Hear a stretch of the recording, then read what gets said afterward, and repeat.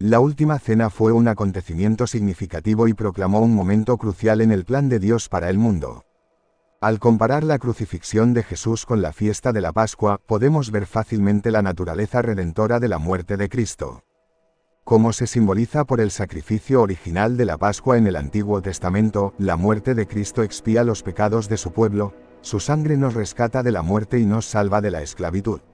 Hoy, la cena del Señor es cuando los creyentes reflexionan sobre el sacrificio perfecto de Cristo y saben que, a través de nuestra fe cuando lo recibimos, estaremos con Él para siempre. Lucas 22:18, Apocalipsis 3:20. La primera carta de Pablo a los Corintios menciona la última cena. Los 4 evangelios canónicos afirman que tuvo lugar en la semana de la Pascua, días después de la entrada triunfal en Jerusalén y poco antes de que Jesús fuese crucificado esa misma semana. Durante la comida, Jesús predijo que iba a ser traicionado por uno de los apóstoles presentes y que, antes de la mañana siguiente, Pedro iba a negar 3 veces haberle conocido. Los 3 evangelios sinópticos y la primera carta de Pablo a los Corintios incluyen la narración de la institución de la Eucaristía, en la cual Jesús tomó pan, lo partió y lo dio a los otros diciendo que era su cuerpo. Los apóstoles no son mencionados explícitamente en la carta. El Evangelio de Juan no narra este hecho, pero cuenta que Jesús lavó los pies de los apóstoles. Juan 13:1-15, promulgando un mandamiento nuevo: amaos los unos a los otros como yo os he amado. Juan 13:33-35. Juan también relata un discurso de despedida, en el que llama a los apóstoles, amigos y no siervos, a medida que los prepara para su partida. Juan 14:17. Algunos académicos han considerado que la última cena es la fuente de las primeras tradiciones eucarísticas cristianas. Otros han visto el relato de la última cena como algo derivado de la práctica eucarística del siglo I. Algunas fuentes teológicas vinculan la última cena con la conmemoración del Seder, cena que se celebra durante la festividad de Pesaj. Otros, sin embargo, discrepan de esa relación, debido a la discrepancia de fechas sobre los hechos ocurridos en los evangelios, y al hecho de que no se había instaurado esa cena hasta tiempo después de la existencia de Jesús. El término, última cena, no aparece en el Nuevo Testamento, pero tradicionalmente muchos cristianos lo usan para referirse a ese suceso. Muchos protestantes usan el término cena del Señor, argumentando que la palabra última sugiere que esta fue una de varias cenas y no la cena. El término cena del Señor hace referencia tanto al acontecimiento bíblico como al acto de la Sagrada Comunión y la celebración eucarística de acción de gracias dentro de su liturgia. Los protestantes evangélicos también usan el término última cena, pero la mayoría no usan el término Eucaristía ni el de Sagrada Comunión. La Iglesia Ortodoxa usa el término cena mística para referirse tanto al suceso bíblico como al acto de celebración eucarística dentro de la liturgia. La última cena que Jesús compartió con sus apóstoles es descrita en los 4 evangelios canónicos: Mateo 26:17-30, Marcos 14:12-26, Lucas 22:7-39 y Juan 13:1, dentro de la semana de la Pascua. La última cena probablemente fue un recuento de cuanto ocurrió en la última comida de Jesús entre la comunidad cristiana primitiva, y se convirtió en un ritual que relataba esa comida. La primera carta de Pablo a los Corintios, 1 Corintios 11:23-26, que probablemente fue escrita antes de los Evangelios, incluye una referencia a la última cena pero enfatiza la base teológica en lugar de dar una descripción detallada del acto o su trasfondo. La narración general que se comparte en todos los relatos de los evangelios canónicos es que después de la entrada triunfal en Jerusalén y los encuentros con varias personas y los ancianos judíos, Jesús y sus discípulos comparten una comida. Después de la comida, Jesús es traicionado, arrestado, juzgado y luego crucificado. Son momentos clave en la cena: la preparación de los discípulos para la partida de Jesús, las predicciones sobre la traición inminente a Jesús y la predicción de las cercanas negaciones de Jesús por parte del apóstol Pedro. En Mateo 26:24-25, Marcos 14:18-21, Lucas 22:21-23 y Juan 13:21-30, durante la comida, Jesús predijo que uno de los apóstoles presentes lo traicionaría. Los relatos de los 3 evangelios sinópticos describen la última cena como una cena de Pascua. La institución de la Eucaristía está registrada en los 3 evangelios sinópticos y en la primera epístola de Pablo a los Corintios. Hay registro de la celebración de la Eucaristía por parte de la comunidad cristiana primitiva en Jerusalén. Las palabras de Jesús en la institución de la Eucaristía difieren ligeramente en cada relato. Además, Lucas 22, 19 al 20 es un texto en disputa que no aparece en algunos de los primeros manuscritos de Lucas. Algunos académicos, por lo tanto, creen que es una interpolación, mientras que otros han argumentado que es original. En Mateo 26, 33 al 35, Marcos 14, 29 al 31, Lucas 22, 33 al 34 y Juan 13, 36 al 8, Jesús predice que Pedro negará conocerlo, afirmando que Pedro lo repudiará 3 veces antes de que cante el gallo a la mañana siguiente. Los 3 evangelios sinópticos mencionan que después del arresto de Jesús, Pedro negó conocerlo 3 veces, pero después de la tercera negación, oyó el canto del gallo y recordó la predicción cuando Jesús se volvió para mirarlo. Pedro entonces se puso a llorar amargamente. En Juan 13 se incluye el relato del lavado de los pies de los apóstoles por Jesús antes de la comida. En el Evangelio de Juan, tras la partida de Judas de la última cena, Jesús dice a los otros apóstoles que estará con ellos por poco tiempo. Luego les da un mandamiento nuevo, diciendo en Juan 13, 34, un mandamiento nuevo os doy, amaos los unos a los otros como yo os he amado, así debéis amaros los unos a los otros. En esto conocerán todos que sois mis discípulos, si os amáis unos a otros. 2 declaraciones similares también aparecen más adelante en Juan 15, 12, mi mandamiento es este, amaos los unos a los otros como yo os he amado, y en Juan 15, 17, este es mi mandamiento, que os améis los unos a los otros.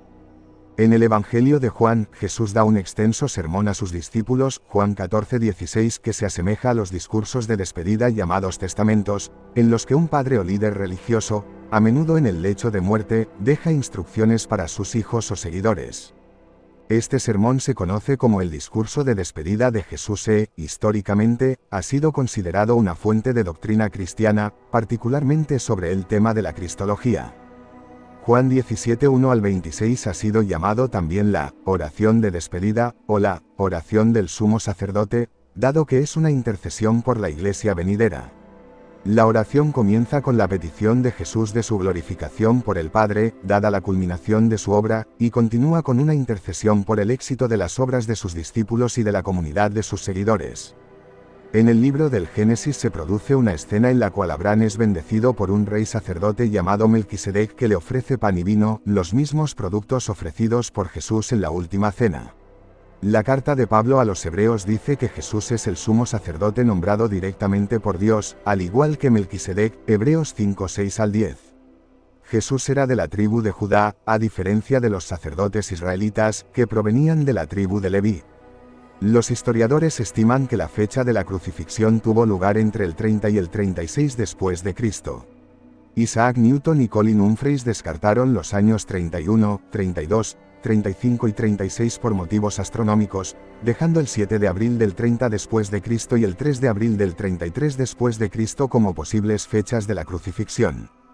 La tradición de la Iglesia del Jueves Santo asume que la última cena se llevó a cabo la noche anterior al día de la crucifixión, aunque, estrictamente hablando, en ningún evangelio se dice inequívocamente que esta comida tuviera lugar la noche anterior a la muerte de Jesús. Los 3 evangelios sinópticos hablan de que la última cena fue una cena de Pascua, mientras que el de Juan dice que fue antes de la Pascua, Juan 13, 1 y 18, 28. Históricamente, ha habido varios intentos de reconciliar los relatos de los 3 evangelios sinópticos con el de Juan, algunos de los cuales son indicados en la Enciclopedia Católica por Francis Mersman en 1912.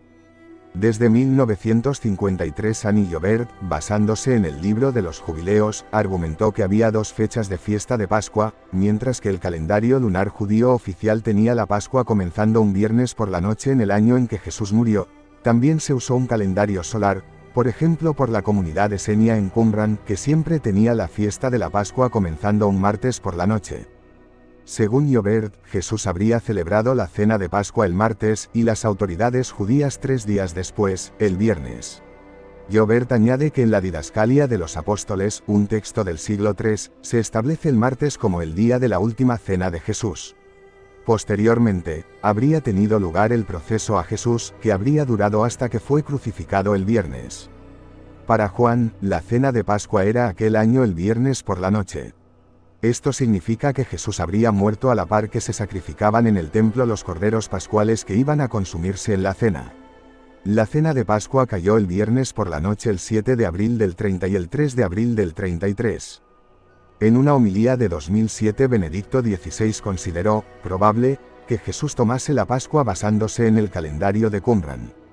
Posteriormente, en su libro Jesús de Nazaret, desde la entrada en Jerusalén hasta la resurrección, de 2011, consideró la más precisa de las soluciones ideadas hasta entonces la propuesta de John P.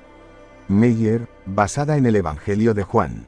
En el Nuevo Testamento se habla de una mujer llamada María, madre de Juan, de sobrenombre Marcos, que puso su hogar a disposición de los cristianos, Hechos 12:12. Según dice Jerónimo de Estridón, las mujeres judías podían servir con sus bienes y ocuparse del alimento de los rabinos judíos. Se ha especulado con que la última cena fuese en casa de esta mujer, y que ésta fuese la madre del entonces joven Marcos Evangelista. Según la tradición cristiana, la última cena tuvo lugar en el cenáculo, una estancia situada en el monte Sión de Jerusalén. Según Cirilo de Jerusalén, siglo IV, en este sitio tuvo también lugar la venida del Espíritu Santo sobre los apóstoles en Pentecostés.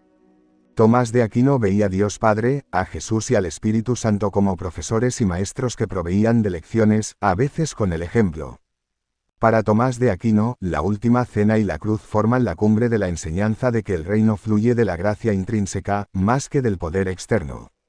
Para Tomás de Aquino, en la última cena, Cristo enseñó con el ejemplo, mostrando el valor de la humildad como se refleja en la narración del lavado de pies de Juan, y el sacrificio personal, en lugar de exhibir poderes externos y milagrosos. Tomás de Aquino afirmó eso basándose en Juan 15:15, en el discurso de despedida, en el cual Jesús dice, «Ya no os llamaré siervos. Os he llamado amigos». Aquellos que son seguidores de Jesús y participan en el sacramento de la Eucaristía pasan a ser sus amigos, como los reunidos en la mesa de la última cena. Para Tomás de Aquino, en la última cena Jesús hizo la promesa de estar presente en el sacramento de la Eucaristía, y estar con aquellos que toman parte en ella, al igual que estuvo con sus discípulos en la última cena. Los judíos tomaban en la cena de Pascua un cordero y pan sin levadura. Jesús es llamado por Juan el Bautista, el Cordero de Dios que quita el pecado del mundo, Juan 1:29, y es llamado por el evangelista Juan, Cordero, en el libro del Apocalipsis 28 veces. El libro de los Hechos de los Apóstoles aplica a Jesús la frase de Isaías, como Cordero llevado al matadero, Isaías 53:7 y Hechos 8:32 y siguientes. En la última cena Jesús dice que el pan que comparte con sus discípulos es su carne y el vino su sangre. Según Scott Hahn, la presencia de un joven cordero sin defecto durante la última cena es, en cierto sentido, irrelevante. Ahí estaba el Cordero de Dios, por lo que la obligación pascual quedaba cumplida de modo más perfecto y apropiado. En la Pascua judía se toman 4 copas de vino. La tercera copa se toma al final de la comida y la cuarta después de cantar los salmos. Según Scott Hahn, Jesús instituyó la Eucaristía con la tercera copa. Luego cantaron los salmos preceptivos y fueron al huerto de los olivos, donde Jesús oró 3 veces pidiendo a Dios que le apartara de este cáliz. La siguiente vez que Jesús bebe vino es cuando, en la cruz, le dan a beber vino agrio, o vinagre, con una esponja puesta en un hisopo, que es la misma planta prescrita para rociar la sangre del Cordero Pascual, Éxodo 12:22. Aquí, Scott Hahn ha considerado que Jesús toma la cuarta copa. Juan Calvino creía solo en 2 sacramentos, el bautismo y la cena del Señor, es decir, la Eucaristía. Por lo tanto, su análisis de los relatos evangélicos de la última cena fue una parte importante de toda su teología. Calvino relacionó los relatos de los evangelios sinópticos de la última cena con el discurso del pan de vida en Juan 6:35, donde se dice, «Yo soy el pan de vida, el que a mí viene, nunca tendrá hambre».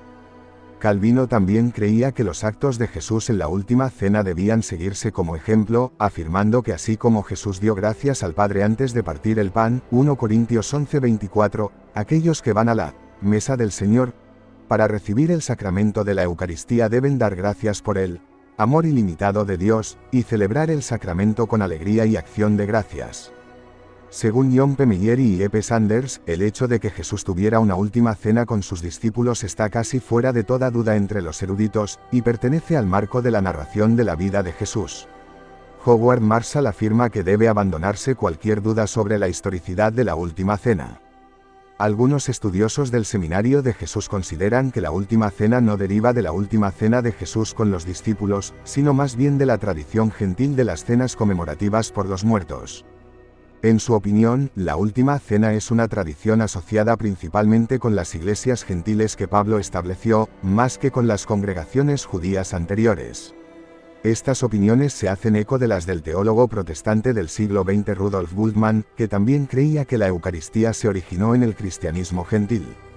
Por otra parte, un número creciente de estudiosos ha reafirmado la historicidad de la institución de la Eucaristía, reinterpretándola desde un punto de vista escatológico judío. Según el teólogo luterano Joachim Jeremías, por ejemplo, la Última Cena debe verse como el clímax de una serie de comidas mesiánicas celebradas por Jesús en anticipación de un nuevo éxodo. En obras más recientes de biblistas católicos como John P. Miller y Brand Pitre, y del erudito anglicano Wright, se recogen puntos de vista similares. Muchas denominaciones cristianas clasifican como un sacramento el consagrar el pan y el vino y participar en su distribución entre los fieles. Este rito, conocido como Eucaristía, se realiza de forma semanal, mensual o anual, dependiendo del tipo de credo. Algunas iglesias protestantes, aunque no todas, prefieren llamarlo ordenanza, y lo ven no como un canal específico de gracia divina sino como una expresión de fe y de obediencia a Cristo.